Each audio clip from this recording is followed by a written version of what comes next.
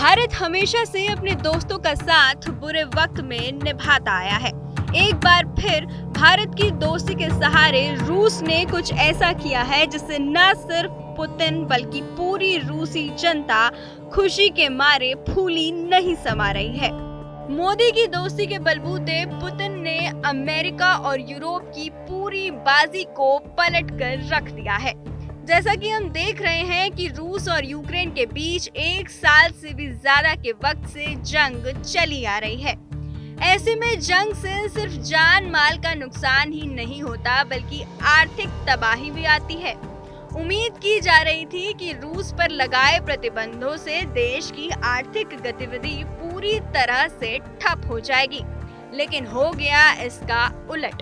आंकड़ों से समझें तो इस फाइनेंशियल ईयर की दूसरी तिमाही में रूस की इकोनॉमी 4.9% बढ़ी है। 1 साल में रूस की इकोनॉमी में पहली बार अच्छी खासी तेजी देखी गई है। पिछले 4 क्वार्टर में देश की इकोनॉमी में गिरावट देखने को मिली थी। इस साल की पहली तिमाही में रूस की जीडीपी में 1.9% की गिरावट आई थी। वहीं पिछले साल अप्रैल से जून तिमाही में देश की जीडीपी में 4.5% की गिरावट आई थी। पिछले साल फरवरी में जब रूस ने यूक्रेन पर हमला किया था तो रूस की जीडीपी में भारी गिरावट देखने को मिली थी। यानी कि दूसरी तिमाही में रूस की इकोनॉमी में शानदार तेजी लौटी है।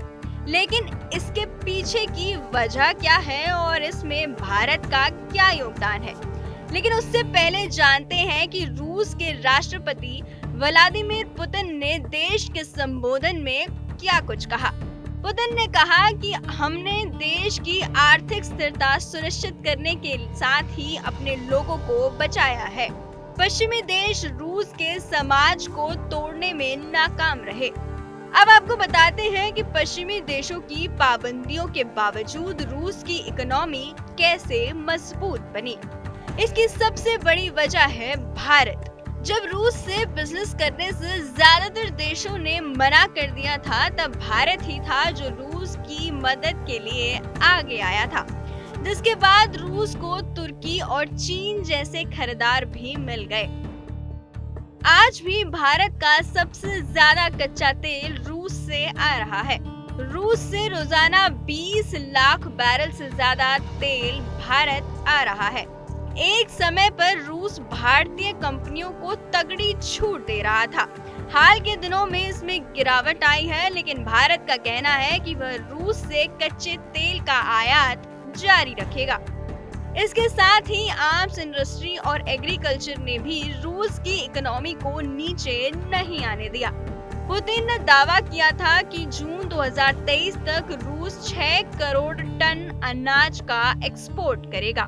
इन आंकड़ों से पिक्चर एकदम साफ है कि पश्चिमी देशों के प्रतिबंधों का असर रूस पर खत्म हो रहा है। माना जा रहा है कि अगले साल तक रूस की इकोनॉमी प्री वॉर लेवल तक पहुंच सकती है। जैसा कि हम जानते हैं कि रूस ने पिछले साल फरवरी में जब यूक्रेन पर हमला किया था तो पश्चिमी देशों ने उस पर कई तरह की पाबंदियां लगा दी थी और अमेरिका समेत पश्चिमी देशों ने कहा था कि इससे रूस की इकोनॉमी बर्बाद हो जाएगी। लेकिन रूस ने भारत की मदद से उन्हें गलत साबित कर दिया है।